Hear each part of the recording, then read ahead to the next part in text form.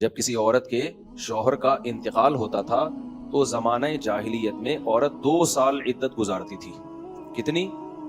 2 سال. اور اس 2 سال میں وہ میلی کچیلی رہتی تھی. یہاں تک بھی بعض روایات میں آتا ہے اس کی جگہ کو گندا رکھا جاتا تھا, مینگنیاں لا کے ڈال دی جاتی تھی, گند میں رہے. اسلام نے اس حکم کو ختم کیا. یہ ظلم ہے عورت کے اوپر.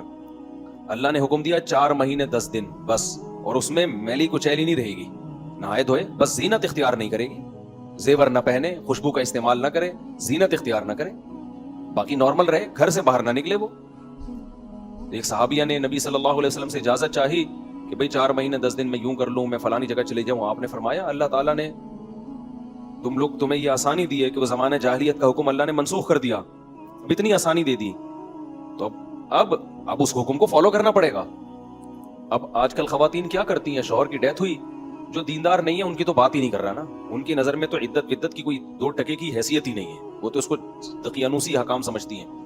لیکن جو دیندار ہیں وہ بھی بھائی, وہ ڈیتھ ہوئی, شوہر کا چہرہ دیکھنے کے لیے جا رہی ہیں ہسپتال, پھر وہ فلانے کے کام سے جانا ہے تو آج فلانے کے کام سے جانا ہے, تو آج یوں کرنا ہے, آج یہ کرنا ہے, یہ فلانے پورشن میں چلی جاتی ہوں, ماموں کے گھر جا کے عدت گزار لیتی ہوں.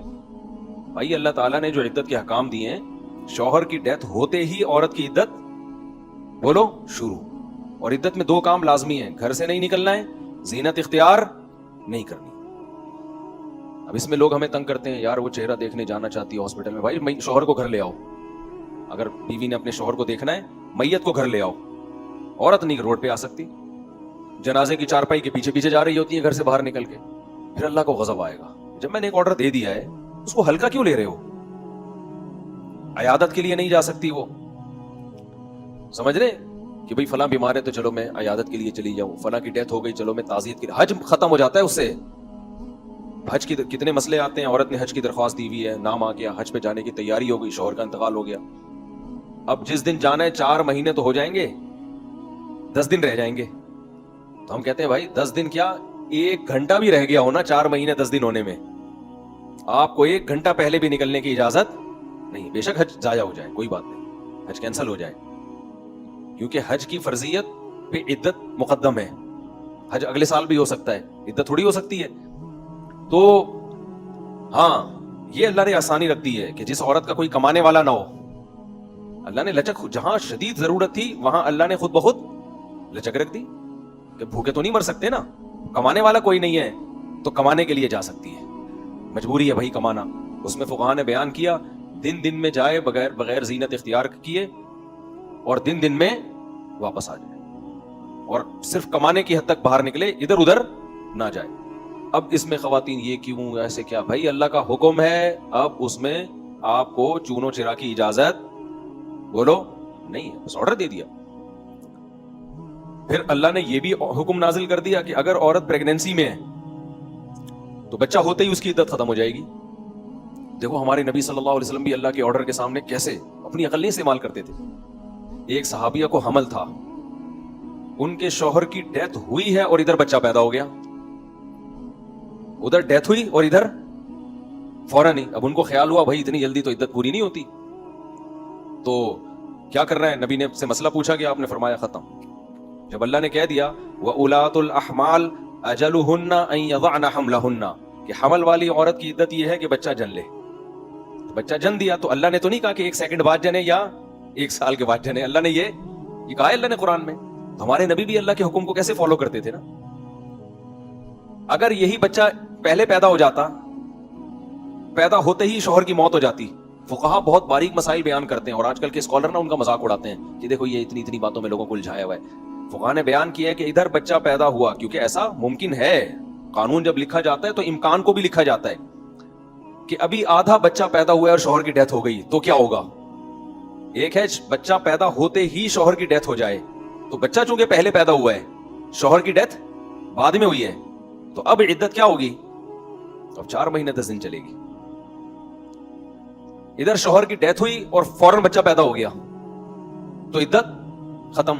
اب ایسے بھی کیس قیامت تک کے لیے دین آیا ہے نا, ایسا بھی ممکن ہے کہ شوہر کی ڈیتھ ہوئی اور بچہ آدھا پیدا ہوا ہے اور ادھر ڈیتھ ہوئی اس کی, یعنی ولادت ہو رہی تھی اور شوہر کا انتقال ہو گیا. امکان تو ہے نا, لا جب لکھا جاتا ہے نا تو اس میں امکانات بھی لکھے جاتے ہیں.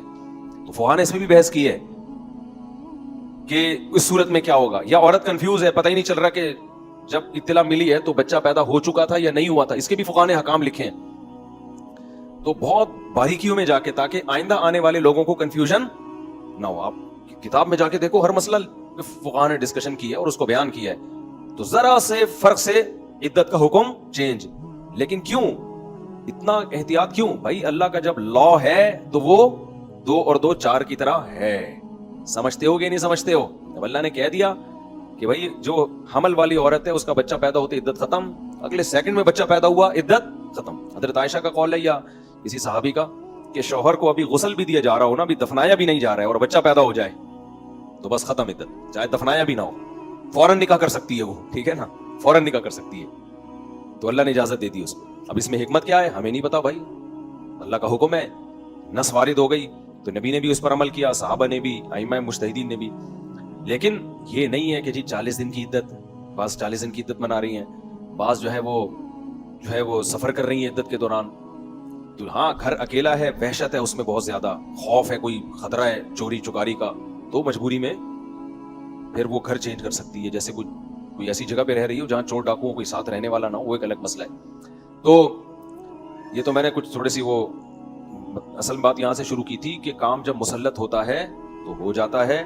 انسان اپنے اوپر اختیاری میں ڈال دے نا تو بس وہ ترتیبیں ہی بناتا رہے گا, سوچتا ہی رہے گا, کام دھیلے کا نہیں ہوگا. تبھی ہمارے حضرت فرمایا کرتے تھے کہ اللہ سے دعا کیا کرو کہ اللہ جو دین کی خدمت ہے اس کو میری مجبوری بنا دے, میں چاہوں نہ چاہوں کام ہو بس لے تم اس.